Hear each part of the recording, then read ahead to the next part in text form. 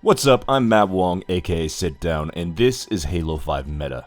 It shouldn't surprise you that the Suppressor has never been good, like, ever. It was a pile of shit when it was introduced in Halo 4, and it's a completely different pile of shit in Halo 5. They made massive changes to this weapon, where in Halo 4 it was basically the SMG, now it's like a longer range needler. It's always struggled to have its own identity, and it's always been sort of a derivative of another weapon. From the very beginning, 343 struggled to make this weapon stand out, and to be honest, even in its last game, it still doesn't really stand out. Like I said, it's basically a needler, but longer ranged. But unlike the needler, which itself isn't very good in Halo 5, it doesn't stand out in any particular category. In other words, it's bad at everything. I can't think of a single thing this weapon does well. The only thing this weapon has going for it is that it's very easy to aim. Possibly the easiest to aim weapon in the entire game. However, that does not excuse it being a pile of dog shit in every way. And there's a good reason you never see anyone using this thing. The Suppressor takes 18 shots to kill, which takes approximately 1.65 seconds at point blank range. It takes 11 shots to pop shields and 7 shots to land a melee beatdown, which takes approximately 1.03 seconds. The bottom line is, it generally gets outdamaged by the Magnum, which you spawn with, by the way, so you always gotta ask yourself, why the fuck am I picking this thing up? Its only notable gimmick is that its rate of fire starts off slow and speeds up the longer you're firing, which means you can theoretically reduce this kill time by about 0.2 of a second to make it on par with the Magnum. But it has another critical flaw which completely kills this weapon. Its projectiles will take actual time to reach the target. It is not a hit scan weapon like the Magnum, and the further you are away from your target, the longer it takes to kill. Its practical kill time is much worse than 1.65 seconds. At the Suppressor's maximum red reticle range of 36 meters, it takes 2.13 seconds to kill your target. At that range, your projectiles will take about half a second to reach the target.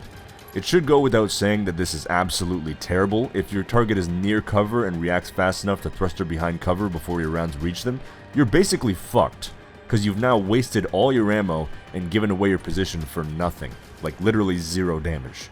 36 meters sounds pretty far away, but the Magnum's unscoped red reticle range is longer than that, and unlike the Magnum, the Suppressor becomes completely useless outside of the red reticle range. Outside its red reticle range, the slow-moving projectiles and lack of tracking make it more or less impossible to hit your target. It's fair to point out that the kill time is not as bad if you get a lot closer, but even at 15 meters, which is pretty close range, the Suppressor kills in only 1.98 seconds. And if you're going to try and cheese me and tell me I'm wrong because the math doesn't exactly work out there, I'll have to tell you the projectiles do travel faster the longer they're in the air.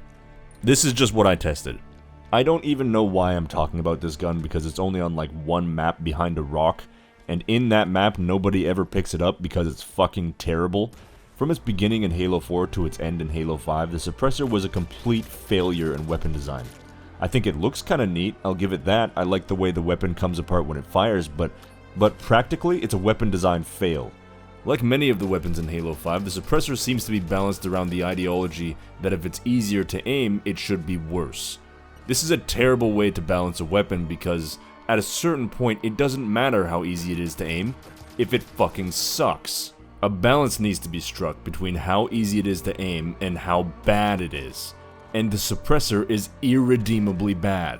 There is nothing to make it feel unique or special. It's basically a longer range needler, but without the damage of the needler or the super combine effect. Practically it has no personality, no niche in the sandbox, and no way to effectively use it.